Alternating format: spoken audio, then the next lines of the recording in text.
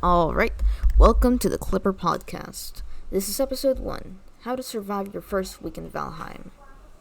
This episode contains spoilers for Valheim. Let's get started.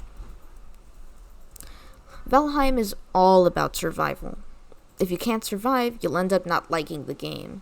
So, I'll start listing tips on how to survive the first week of Valheim. Number 1, never play alone. Honestly, one of the best features in Valheim is that it's easy to play with friends in it, since you can just select your world. Don't start it yet. Toggle the start server button on, and then you can play with friends. Okay, number 2. Try to beat the first boss. The first boss is Eikthyr, an elk-like creature.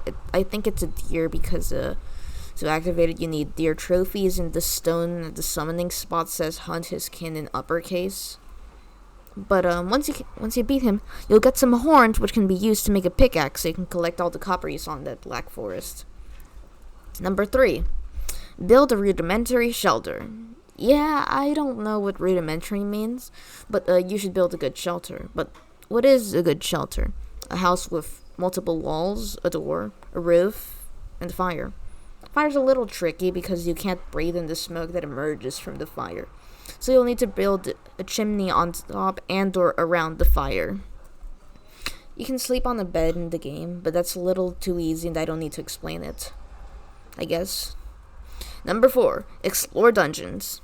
Exploring dungeons is necessary for progressing in the game because you need certain cores, glowing red cubes, to make most of the important things like a smelter and a charcoal kiln, which are needed for the next tip. Number 5, get bronze. You'll need a smelter, a charcoal kiln, and a forge. You can make 1 bronze from 2 copper ingots and 1 tin ingot in the forge. You'll need a lot of bronze if you want tools and armor. I might give you all some more tips later in the podcast, but for now, I'll see you in the future.